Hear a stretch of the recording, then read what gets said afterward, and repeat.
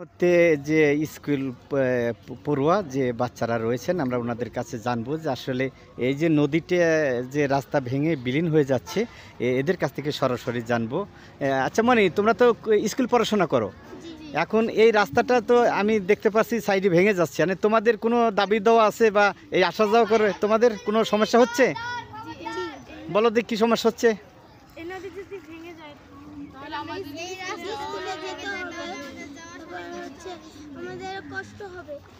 তাই তোমরা চাচ্ছ যে এই রাস্তাটা ভেঙে গেলে তোমাদের স্কুলে আসা যাওয়া, তোমাদের পড়াশোনার ক্ষতি হবে বা অনেক কষ্ট হবে, দুর্ভোগ পোহাইতে হবে, তাই না?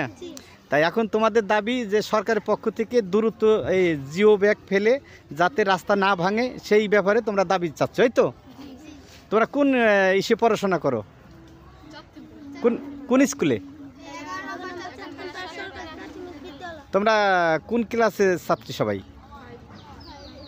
5-এর ছাত্রী। আচ্ছা, এই গ্রামের নাম কি?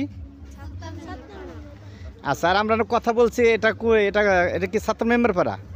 আর এই রাস্তাটা 7 মেম্বার পাড়াই? আচ্ছা ঠিক আছে, তাই তোমরা এটা দাবি চাচ্ছ, এই তো? দেখছেন যে স্কুল পড়ুয়া যে ছাত্রছাত্রী তারা কিন্তু এই রাস্তাতেই বেশিরভাগই যাতায়াত করে থাকেন। আমি আপনাদের দেখানোর চেষ্টা করছি, যদিও এই রাস্তা ভেঙে পানির স্রোত এবং পানির ঢেউ রয়েছে, অতিরিক্ত পানি বৃদ্ধি হয়েছে আর রাস্তা বিলীন হয়ে যাচ্ছে পদ্মা নদীতে। আমি আপনাদের সাথে রয়েছি, আমি শেখ মোহাম্মদ বেলাল হোসেন, অনলাইন নিউজ বাংলা, দৌলতদিয়া 7 নম্বর ফেরিঘাট থেকে আপনাদের সাথে সরাসরি রয়েছি। আপনারা দেখছেন যদিও জিও ব্যাগ ফেলানো হয়েছে এই আংশিক, কিন্তু এখনও প্রচুর জিও ব্যাগ প্রয়োজন দূরত্ব, কিন্তু না হলে এই 7 নম্বর ঘাট বিলীন হয়ে যাবে পদ্মা নদীতে।